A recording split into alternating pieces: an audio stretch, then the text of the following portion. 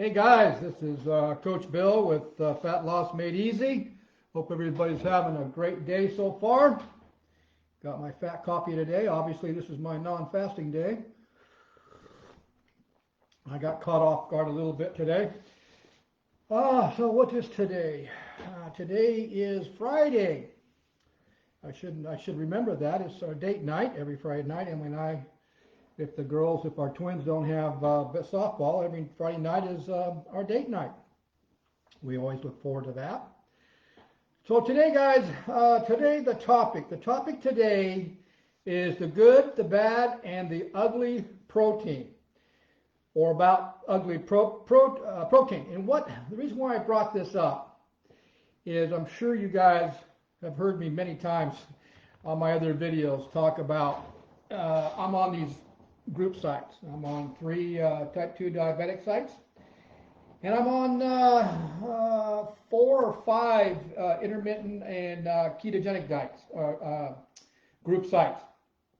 And what I like to do is go in there and listen to some of the questions, mainly from the beginners so far, but listen to some of the questions people have, and I like to read some of the answers.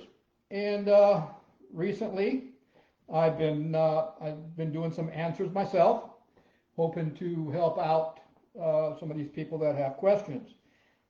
Most of the time, the answers don't really address the root cause to whatever their question was, and so basically that's when I usually jump in and try to be very careful and make it a simple answer to whatever questions that they have. But those of you that follow me know that Emily and I promote high good dietary fat, moderate protein, and low carb meals, and we combine it with either intermittent or extended fasting. Emily and I both have been doing the higher good fat, low carb meals and the alternate day fasting for a while now, for a few years actually.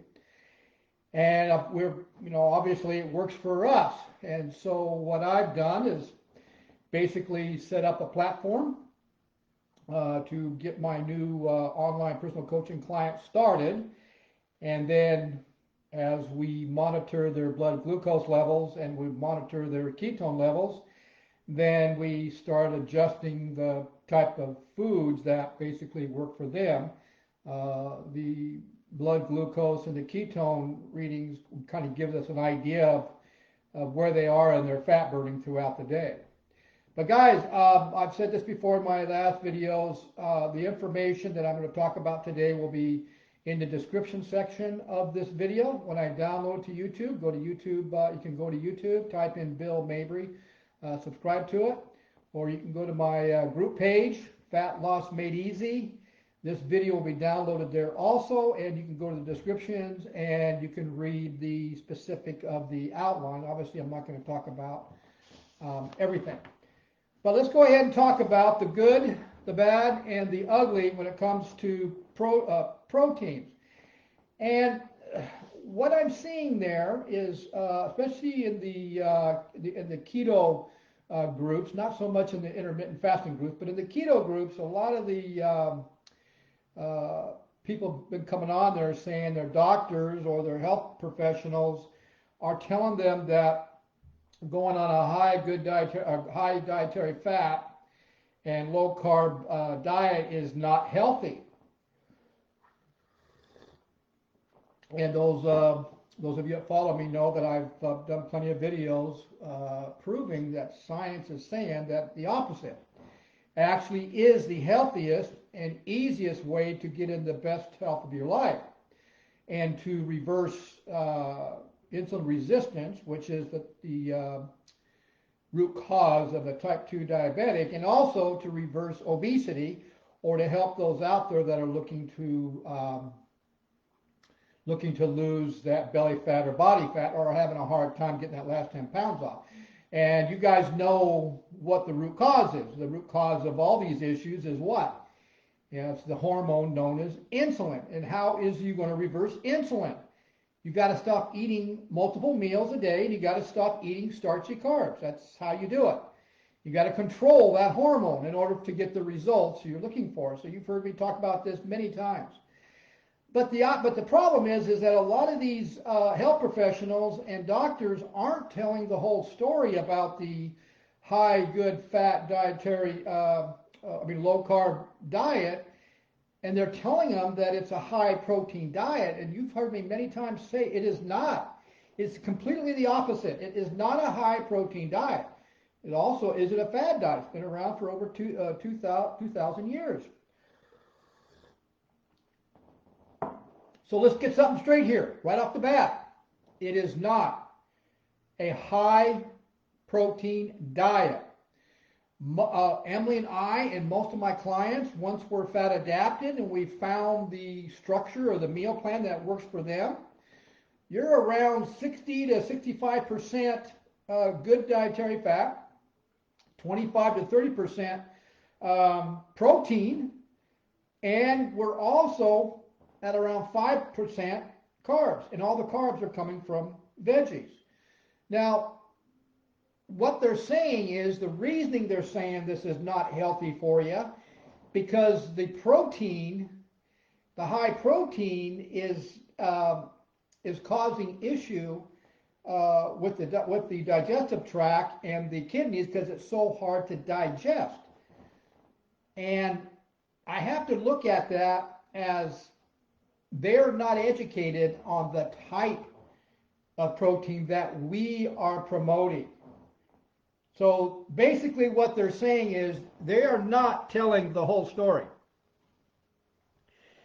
And so what I have to explain to my client, or what I had to explain to these people on these sites when I answer the question, is we got to look at the type of protein they're talking about. And let's get it straight. There's two different types of proteins. We got your grass or pasture-raised, grass-fed meats and your dairy cows, pasture-raised chickens, which gives you pasture-raised eggs. Okay? We also have to look at dairy products also. How were the cows raised? How were they fed? Were they fed the chemical grains that mostly public stores are selling in the dairy products and meats and chicken and eggs? Or were they pasture-raised and grass-finished cows, which gives you a better dairy product? And I'll explain in a minute what I mean. So basically, what they're talking about, what causes the body to have such a hard time digesting proteins, and the eggs, the dairy, why people have such gut issues when it comes to dairy products is because of how that cow was raised and fed, how the meat was raised and fed, how the chickens were raised and fed, then they'd lay the eggs. So what this means is that most all of your public stores, I'm talking about Albertsons, Ralph's, Winco, all of those public stores, the type of meats that they're selling, they're not selling healthy meats. The meat they're selling, the animals were raised on chemically induced foods, grains, cornmeal, tons of different antibiotics, tons of different contaminants and chemicals in those meats. And so what I'm saying is the chicken were raised on cornmeal or raised with chemically induced meals. So they're ingesting all that bad, those chemicals and those contaminants, not only in the animal themselves, but when they're laying the eggs, when the cows, when they produce the milk and the yogurts and things and butter, that all has chemicals in it, which is going into your body, causing inflammation in the gut. Gut inflammation is an epidemic in today's life amongst most of you out there.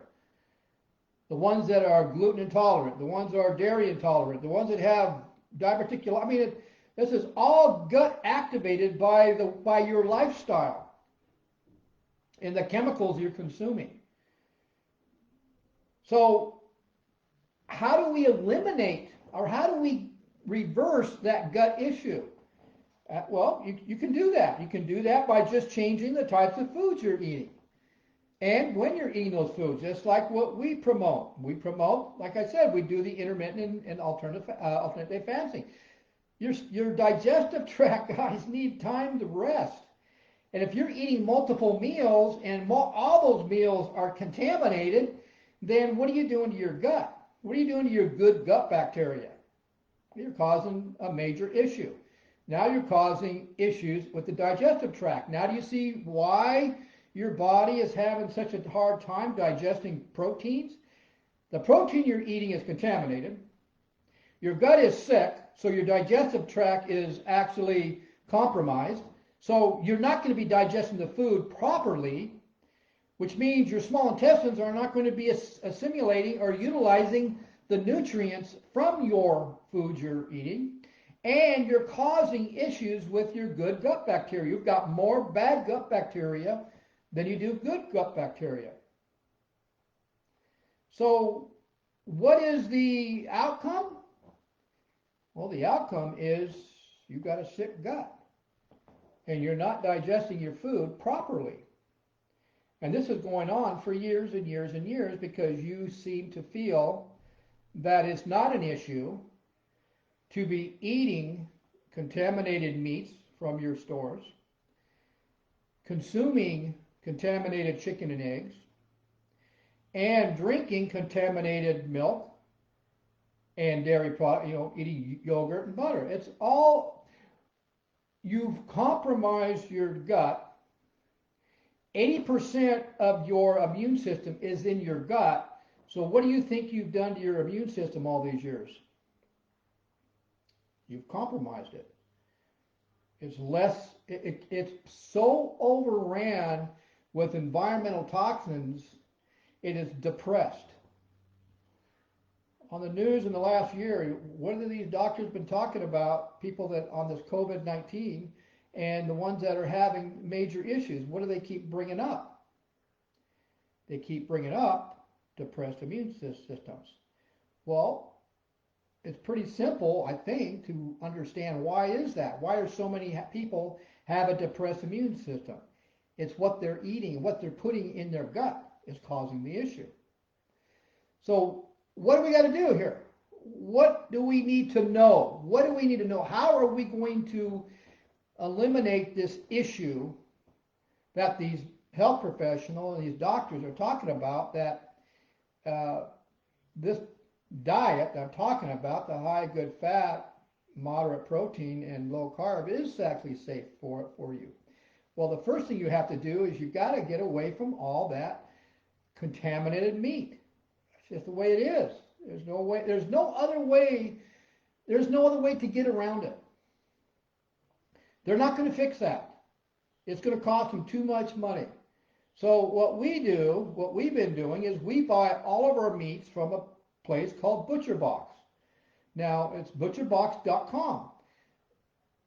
There's other places you can go to buy it. You can actually go to, I think some of the dairy farms even have the organic grass or pasture-raised grass-finished cows where you can get your dairy products from the original dairy there. And I'll explain to you what I mean about that. So what you first got to do is change the type of meat you're eating. Now, when it comes to steaks and hamburgers and things, there is a difference between the processed meat you buy at Stater Brothers or Albertsons or wherever, and you compare it to a pasture-raised, grass-fed, grass-finished beef. If you put them side by side, you will notice that the pasture-raised, grass-finished beef has got less fat, and the fat is a little more yellowish color. And it looks a little more leaner, and it's a darker red. The processed meat, though, that is grain-fed, or they're using processed meal mixes for the steers and for the cows. What's causing that meat to be is the bad fat. It's a white fat, more fat in it, but the fat is not the good fat. Pasture raised, the grass-fed fat is a good fat when it comes to your high fat, high good dietary fat. That's good dietary fat that's in that meat. And it's in the hamburger, and it's in the steaks, and whatever. So there's a difference in the meat. Now, your chicken is the same way. Your pasture-raised chickens the chicken breasts aren't as big as your processed chicken. And if you knew the process that they do to those breasts of chicken before you get them, you would puke. It's horrible. So obviously you want to get away from that. So you need to go to your pasture-raised chicken. The eggs are the same way. You crack open a store-bought processed egg that was fed on meal, and then break a pasture-raised chicken egg next to it. The yolk is much richer looking and darker, and the nutrients are more abundant. That's a big thing. Now, dairy product you have to be concerned with. Most people have lactose intolerance because the dairy product itself, how it was processed, what the cow was fed on. That's the issue they're having. There's two types of proteins, or there's a protein. Actually, there's two types of protein in dairy products: A1 casein, A2 casein. Now, the next time you guys go to Albertsons or Ralph's or Stater Brothers or wherever, I want you to look into the milk section. I want you to see if you're starting to see more of the milk saying A2. You've got A1 and you have A2. You've got A1 casein and A2 casein. The A1 casein is a type of protein that's in dairy.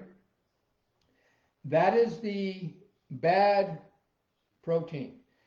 A1 casein causes inflammation of the gut, which is going to cause issue with your good and bad or good gut bacteria, which is going to cause issues with digestion, and which is going to cause issue with lactose sensitive. Now, you'll notice that you won't see any of the milk that says A1 on there. But all of a sudden, what's showing up in the shelves at these stores? A2. A2 casein is a good source of protein in dairy products. That's why in my fat coffee, I only use an organic heavy cream. Because I know that's not going to cause inflammation in my gut. And I know it's a healthy casein, a healthy protein. So it's kind of bizarre. I don't know how many of you know that, but now that you know it, just walk into the dairy section and check out to see if you are starting to see more of the A2 milk in there. Because now these dairies are realizing that people are getting pretty smart, and the research is coming out more and more about it. And so now they're jumping on the bandwagon and starting to produce A2 casein. Now, the dairy farmers that are doing it right, what they do before they even sell the A2 casein milk out of their pasture-raised, grass-fed cows, they actually do a DNA test on the milk itself to check to make sure it's got more of the A2 casein before they even send it out. Denmark, I think, is the one that started all this, somewhere there. Okay? So, the issue is a high-fat, high-good dietary fat, moderate protein, low-carb meals is not a high-protein plan or diet.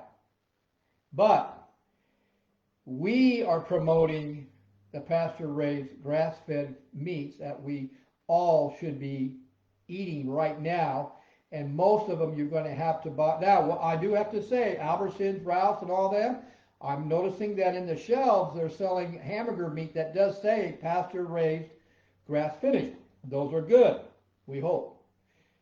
I'm not going to take a chance. Actually, when you buy your meat from Butcher Box, we know it's guaranteed. Plus, if you figure it out by the pound, it actually comes up cheaper than going to the store. And if you're doing our program, which is either intermittent fasting or alternate day fastings, you're not going to be eating as much anyway. So you're going to save money there. So it's probably going to come out to the same price. Yes, the pasture-raised, grass-fed meats may cost a little more, but the way I look at it, especially at our age, is our health is worth that little more money, and besides, we don't actually we break even because we do our fasting days. We do a 23-hour fasting day twice to 3 times a week, so we're saving money on that. We're not eating on that day. So the other thing you have to do, guys, number 2, got to heal that gut. Most all of you have got a sick gut because of the types of foods you've been eating, and you've been eating multiple meals per day and not giving your gut enough time to rest and heal itself and clean itself out. I mean, that's how our gut works. That's what our ancestors did. That's why intermittent fasting and extended fastings are so important for your health, is because it's going to help heal the gut and clean it out. Your small intestines especially. When you're doing a 16, 18, 20-hour fast, you're giving the gut cleaning crew a time to go into the small intestines and scrape off all that crap and contaminants in there and push it through your elimination process. But if you're eating multiple meals per day every 2 hours, like the standard American diet says you have to, then you're not giving your gut a chance to heal. You have to go through some type of intermittent fasting or alternate day fasting process 2-3 times a month if you want, but give your gut enough time. The other thing is that because you've been eating contaminated foods and drinking contaminant water for all these years, your good gut bacteria is tanked.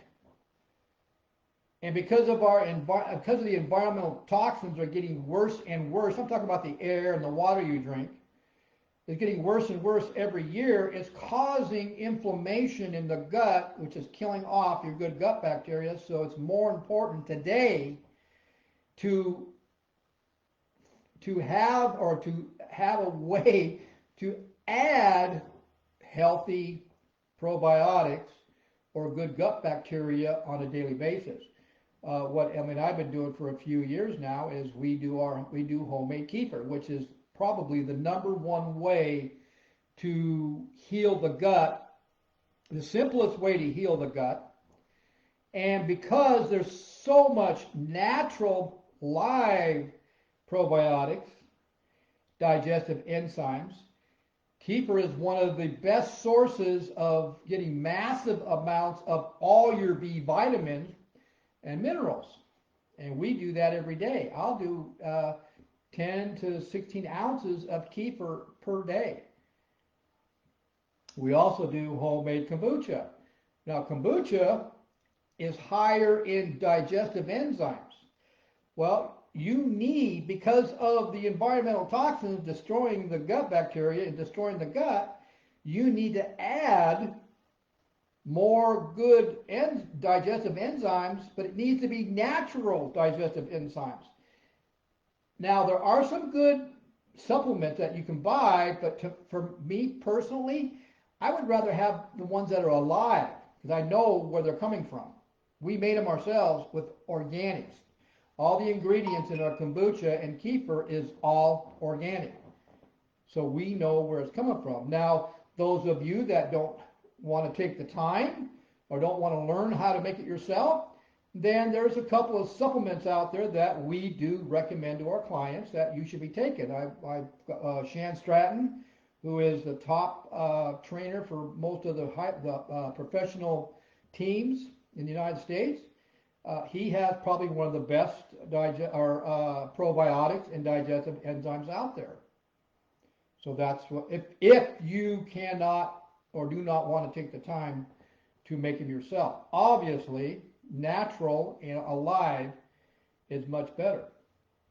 So by you healing your gut, then now you're going to be eating good pasture-raised, grass-fed meats and eggs, and your dairy product is going to be more of the A2 casein.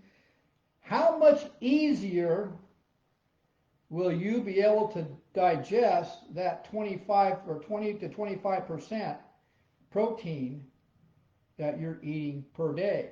How much less stress are you doing to your kidneys? Well, your kidneys can handle it. There's no stress. And your gut, you're healthy. You've got a healthy digestive tract that's going to digest your intake of these proteins in a healthy manner. That's how you're going to do it. That's how you're going to reverse that issue. So if the health professionals and doctors would just tell the whole story to their clients and say, but if you change the type of proteins you're eating, and if you start eating probiotics or natural gut healing foods, because your organic vegetables got probiotics, minerals in them, organic.